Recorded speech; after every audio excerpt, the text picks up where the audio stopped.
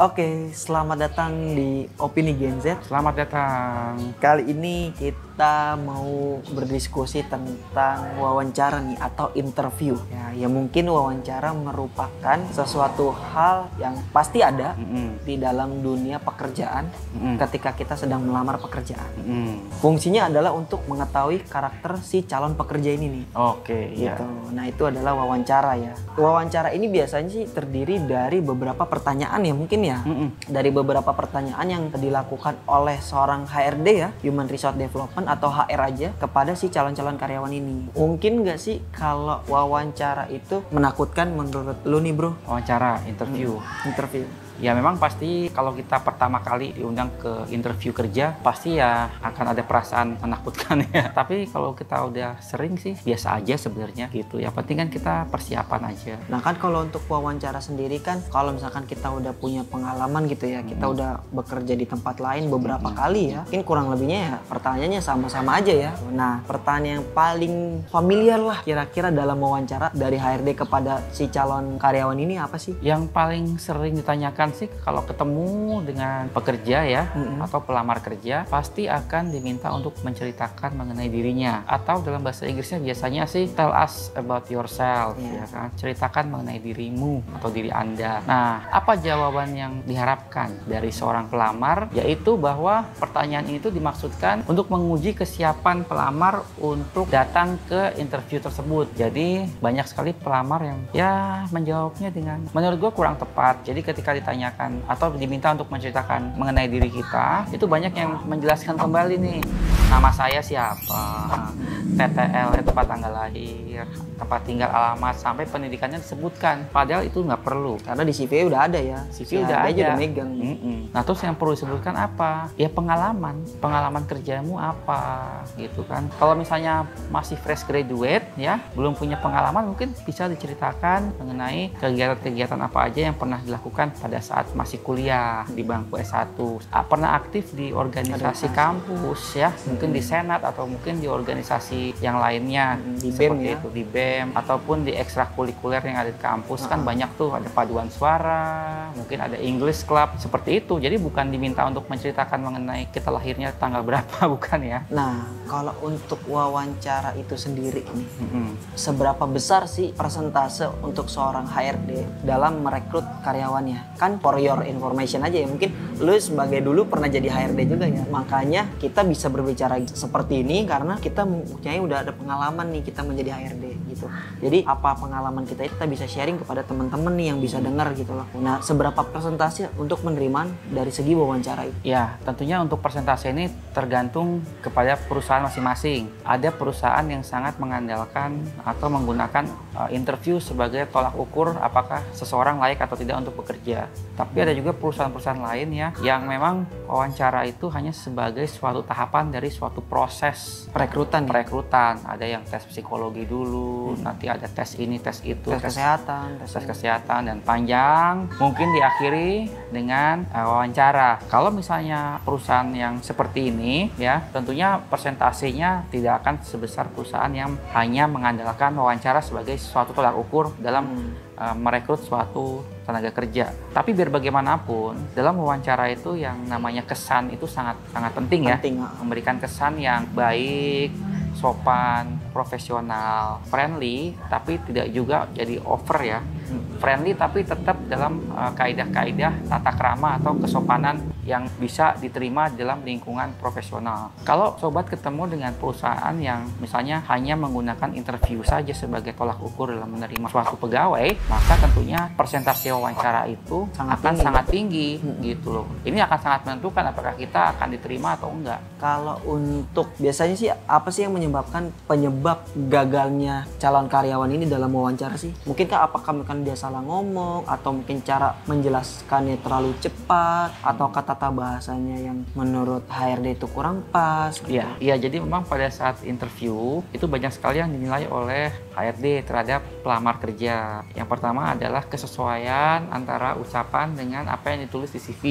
Jadi sebaiknya disarankan buat sobat jangan membuat CV kalian tuh menjadi berlebihan gitu ya, over exaggerated, terlalu berlebihan, over gitu ya. Pada saat diwawancara kerja ternyata sobat tidak sesuai dengan apa yang sudah sobat sampaikan di CV. Nah itu udah pasti HRD akan menolak. It's a big no-no karena dianggapnya ini orang udah tanda kutip berbohong. Kalian nggak usah berusaha membuat CV kalian, misalnya skill kalian skornya 6 tapi ditulisnya 8. Iya, ada kebohongan data lah Iya, di situ. atau pengalaman kerja 5 tahun ternyata baru setahun, seperti itu. Nanti itu pada saat interview akan kelihatan semua gitu. Jadi hati-hati ya, karena kalau HRD sudah menemukan hal seperti itu pasti kalian nggak akan diterima di perusahaan tersebut. Yang berikutnya adalah dari penampilan. Jadi penampilannya nggak harus berlebihan sebenarnya dan juga nggak harus terlalu formal banget gitu ya. Kan ada tuh perusahaan yang mewajibkan pada pelamar kerja yang mau interview menggunakan seragam putih hitam. Kalau memang perusahaannya mewajibkan seperti itu, ya kalian pakailah sesuai ketentuan itu,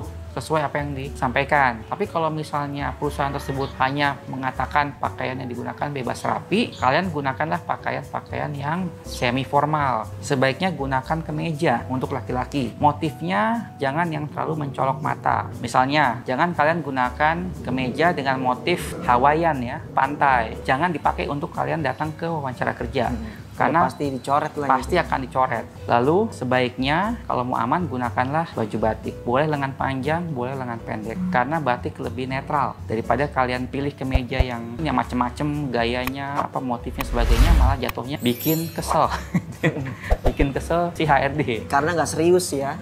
Dianggapnya ini orang gimana sih gitu kan, pakai baju aja nggak beres. Pakai baju batik aja kalau kalian bingung. Pakai baju batik yang standar aja, yang biasa, yang kalian temukan di toko-toko batik. Untuk laki-laki atau pria pakai kemeja, lalu pakai celana panjang. Kalau kalian melamar di startup, kalian boleh pakai jeans. Tapi jeansnya jangan yang robek-robek ya. Kalau kalian bekerja di perusahaan yang mungkin perusahaan itu perusahaan yang mungkin sudah well established, sudah mapan, kalian pakai celana panjang berbahan kain. Lalu kemudian yang terakhir, pastikan kalian mengenakan sepatu. Sepatu itu sebenarnya nggak harus selalu pakai pantofel, tapi pilihlah sepatu-sepatu yang warnanya tuh tidak mencolok ya, tapi pas dikenakan. Misalnya sepatu berwarna hitam, ya kan? Sepatu cats tapi berwarna hitam itu juga masih boleh sih kalau menurut gua. Hati-hati nih ya, ada perusahaan yang mewajibkan kalian menggunakan pantofel, jangan gunakan sepatu cats. Nah dari pengalaman gue sendiri, gue beberapa kali ngelamar kerja, gue pakai sepatu cats dan nggak ada masalah, lalu diterima aja sih gitu. Tapi balik lagi harus matching ya. Iya. Gitu. Nah untuk yang wanita sebaiknya menggunakan blazer. Boleh pakai celana panjang atau mau pakai rok, tapi roknya juga yang sopan, yang agak panjang juga. Ya, bawah dengkul ya. Bawah dengkul. Pakai stocking dan pastikan pakai sepatunya yang high heels. Jadi kalau misalnya kalian udah diterima, nanti kalian ke kantornya mau pakai sepatu teplek nggak masalah. Nggak masalah. Gitu. Jadi pada saat interview jangan. Gitu. Karena kan itu adalah awal bertemunya antara HRD supaya HRD ini memberikan kesan positif nih, kita memberikan kesan positif nih. Nah itu juga ada pengalaman juga nih tentang berpakaian gue nih. Ketika pada saat zaman gue lulus sekolah, gue melamar di salah satu perusahaan Korea.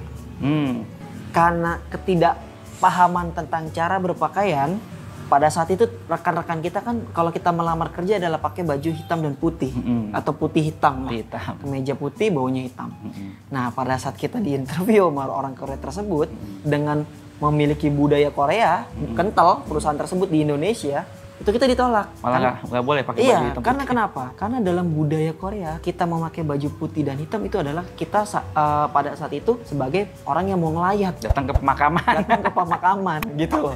Makanya itu langsung dicoret. Makanya ketika kita mau melamar kita harus baca dulu nih. Perusahaan kita latar belakangnya apa, nanti HRD-nya mau seperti apa gitu. Jangan sampai dari cara berpakaian aja kalian sudah membawa CV percuma gitu.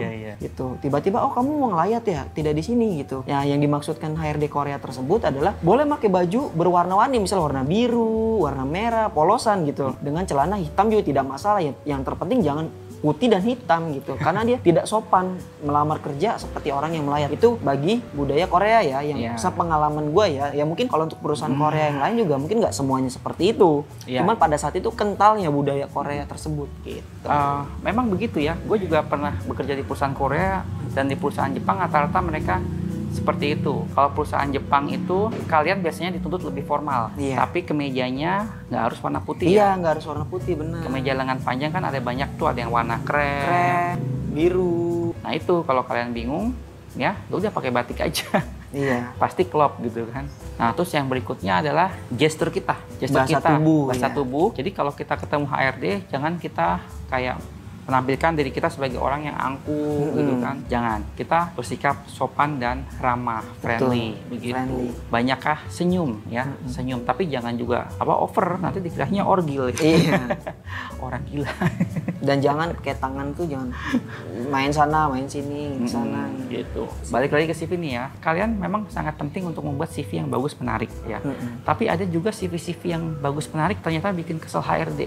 Jadi gini, kalau kalian membuat CV, pastikan CV kalian itu tidak memberikan scoring-scoring tertentu. Jadi misalnya skill komputer 90%, skornya 100%. 9 dari 10 gitu kan. Iya. Skill mengetik 10 dari 10, jangan. Nanti dianggapnya sombong gitu. Kalian tulis aja skillnya adalah mengetik ya, bisa Microsoft Word, Bahasa atau Inggris. bisa bahasa Inggris. Nah, nanti kan pada saat interview kalau kalian mengatakan kalian bisa bahasa Inggris, kalian akan diuji. Iya. Langsung speaking English. Iya. Speaking. Jadi kalau misalnya kalian bisa atau enggak akan kelihatan di situ. Itu dari sisi CV ya. Jadi nggak salah kalau kita membuat CV sebagus mungkin, betul. Tapi jangan sampai nanti dari CV kita yang bagus itu dinilai HRD jadi kayak apa ya, berlebihan dan ngeselin gitu loh. Ini orang songong amat sih. Karena CV itu adalah ujung tombak pada saat Iya. awal HRD. Jadi gini, teman-teman, ketika teman-teman mengumpulkan sebuah CV dan lamaran, HRD itu akan ngecek nih, ngebuka CV tersebut. Nah, pada saat CV dilihatnya sudah kurang menarik, itu mungkin akan dilempar ke yang akan tidak diwawancara, diundang untuk yang tidak wawancara ya. Tapi kalau yang menarik, dia akan memisahkan, Iya. akan memilah gitu. Nah, itu fungsi ujung tombaknya sebenarnya, Iya. gitu, untuk mencari perhatian HRD tersebut. Nah, ketika udah kita dapat kelompok yang pasti dapat jadwal untuk wawancara, nah itu tadi masuknya ke gestur tubuh, cara berpenampilan, cara kita menjelaskan gitu. Karena ada HRD yang suka iseng juga, diundang juga orang itu. Tapi begitu ternyata nggak sesuai dengan apa yang itu, ya udah kelar di dalam. Nggak diterima kerja. Jangan sok lebih pandai dari HRD-nya, karena kan kita mungkin diminta untuk menjelaskan keahlian kita gitu kan, tapi bukan berarti HRD itu nggak paham dengan keahlian tersebut gitu. Bisa juga yang sedang berhadapan sama kita itu usernya. Ada beberapa user yang mungkin nggak terlalu suka, kok gue kayak dikuliahin ya. Jangan dengan nada mau mengkuliahi, tapi lebih ke sharing aja gitu. Kalau begini Pak, kalau menurut saya atau menurut pendapat saya tuh seperti ini, gini. Nah, berdasarkan pengalaman saya yang lalu, itu seperti ini Pak. Jadi jangan gaya-gaya dosen mau ngajar di depan ya. Nah, itu juga diperhatikan. Nanti kalau HRD-nya kesel, bete gitu kan, apalagi kalau usernya bete, langsung dicoret, kelar di situ. Pada saat bertemu di dalam ruangan, pastikan ucapkan selamat pagi, selamat siang ya. Salam lah ya pada saat masuk ruangan tersebut gitu. Selamat sore, atau kalau interviewnya malam-malam, selamat malam. Kalau memang HRD-nya menawarkan untuk berjabat tangan, segera berjabat tangan. Tapi berjabat tangan juga jangan kenceng-kenceng ya kan, ada kan berjabat tangan yang digegam kenceng-kenceng, nggak perlu sebenarnya. Yang penting udah ini, terus usah gini-gini ya kan, nggak usah diayun-ayun gitu loh. Ini aja, ini terus dah gitu. Dan kalau belum dipersilakan duduk, jangan duduk dulu. Jangan duduk dulu. Iya. Kadang kan ada juga yang langsung main duduk aja. Iya, gitu itu kan. sopan santunnya itu. Nah, ini rumah siapa ya? Pasti dia akan berpikir gitu kan, wah ini orang sopan santunnya nggak ada. Gitu. Dan pastikan kalau kalian interview ya, pastikan kalian itu mandi dulu. Iya. Mandi yang bersih, yang wangi. Jadi pada saat ketemu HRD tidak mencium bau-bau yang Tidak sedap lah ya. gitu. Bau-bau yang mengganggu ya kan. Kalau misalnya rumah kalian jauh dan kalian harus menggunakan transportasi umum, ya sebaiknya kalian gunakan 2 baju ya. Iya, setuju. Pertama adalah baju yang kalian pakai untuk di perjalanan. Nanti begitu sampai di kantornya kalian minta izin untuk Ke toilet untuk ganti baju. Selain itu juga bawa juga misalnya kayak parfum, mungkin deodoran atau bedak ya, Sabun muka. untuk menghilangkan aroma-aroma yang mengganggu sisa-sisa dari perjalanan tadi. Iya, agar apa, Gitu. terlihat lebih fresh ya ketika bersama. Fresh, Makanya segar. pada saat di jalan itu kan mungkin banyak debu, banyak apa. Jadi dari wajah aja udah lemas gitu ya kan, udah nggak begitu fresh. Makanya fungsinya kayak sabun muka, kayak deodoran ataupun misalkan bedak, itu untuk ini anak fresh gitu. Nah, kalau fresh tersebut berarti cara bekerjanya juga akan lebih disiplin gitu loh. Ya. Tapi hati-hati ya pakai parfum itu ya, jangan berlebihan. Karena kalau parfum yang berlebihan, apalagi kalau seisi ruangan jadi baunya jadi bau parfum kalian dan baunya itu menyengat di hidung, Nah, itu juga akan menjadi faktor yang bisa merusak interview kalian. Gunakanlah parfum secukupnya aja, yang penting untuk menyamarkan aja ya bau itu ya, bau badan. Udah ada sedikit aroma parfum itu ada gitu. Jangan disemprot semuanya kayak apa iklan deodoran cap kampak itu ya. Jadi kalian jangan niru iklan dari merek deodoran cap kampak ya. Kan kalau cap kampak itu kan deodorannya disemprot ke seluruh tubuh. Wah, gitu kan. Wah. Itu hanya sebatas iklan aja ya. Itu sebatas iklan, bukan berarti dipraktekkan seperti itu gitu loh. Wah, itu nanti baunya bisa, harumnya bisa mengganggu orang. Dan setelah kalian selesai mengikuti sesi interview, ucapkan terima kasih gitu kan. Bisa juga ditanyakan berapa lama kalian akan mendapatkan kabar lagi, seperti itu. Menurut gue sih gitu. Oke. Ya mungkin segitu aja ya video kami. Kita berdua cabut and see you. See you.